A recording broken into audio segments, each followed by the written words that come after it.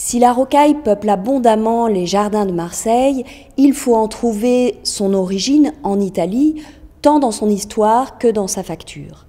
L'histoire de la rocaille est bien ancienne puisqu'elle remonte à l'Antiquité romaine, se retrouve à la Renaissance et passe en France avec nos reines italiennes.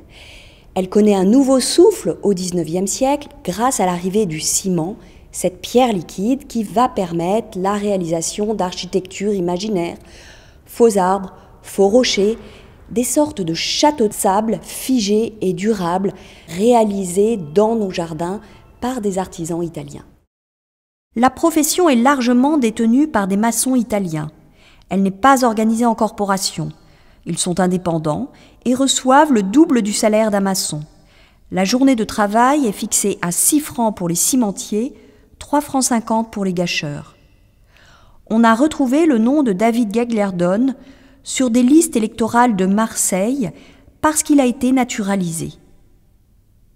Né à Trévise, il vit dans le Piémont où il commence à travailler dès l'âge de 10 ans, réalisant des monuments funéraires en ciment, tandis que son père est en prison.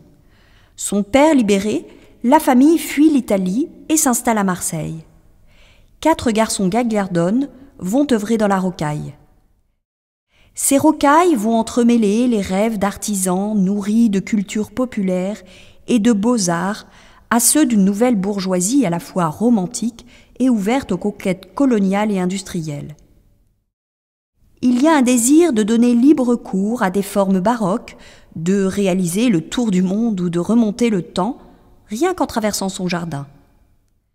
Dans une interview de 1978, Pierre Gagliardone raconte « On parlait l'italien, le provençal et le français, pas mal pour des illettrés, hein.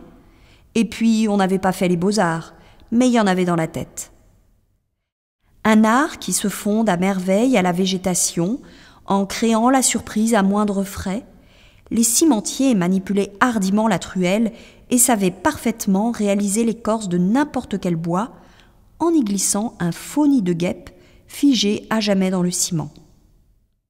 De 1860 à 1930, le nouveau matériau et le faible coût de la main-d'œuvre offrent le moyen de traiter à la fois l'architecture de façade, le jardin avec ses terrasses, son mobilier, en faux bois, fausses pierres, faux rochers, voire fausse végétation.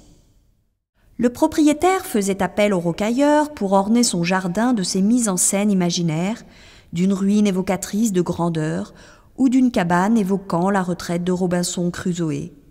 Rêve d'un passé glorieux, d'une époque chevaleresque ou romanesque. Tout est permis dans ce quartier du Roucas blanc, au détour de ces ruelles et traverses qui investissent peu à peu la colline. Dans un quartier encore peu habité, une tour de guet sortie de nulle part en décore le carrefour, avec la mer pour seul horizon.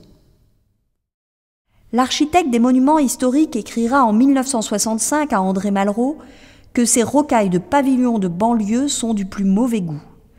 C'est donc un art que l'on a mis du temps à apprécier et qui peut être protégé aujourd'hui au titre des monuments historiques.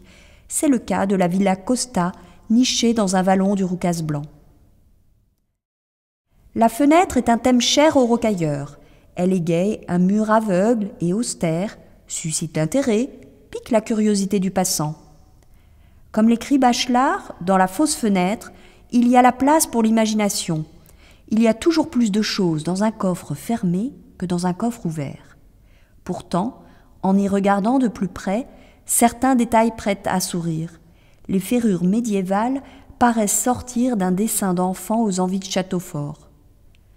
En guise de publicité, une simple signature sur un mur récemment réalisé, des noms aux consonances italiennes tombés aujourd'hui dans l'oubli, tout comme leur art.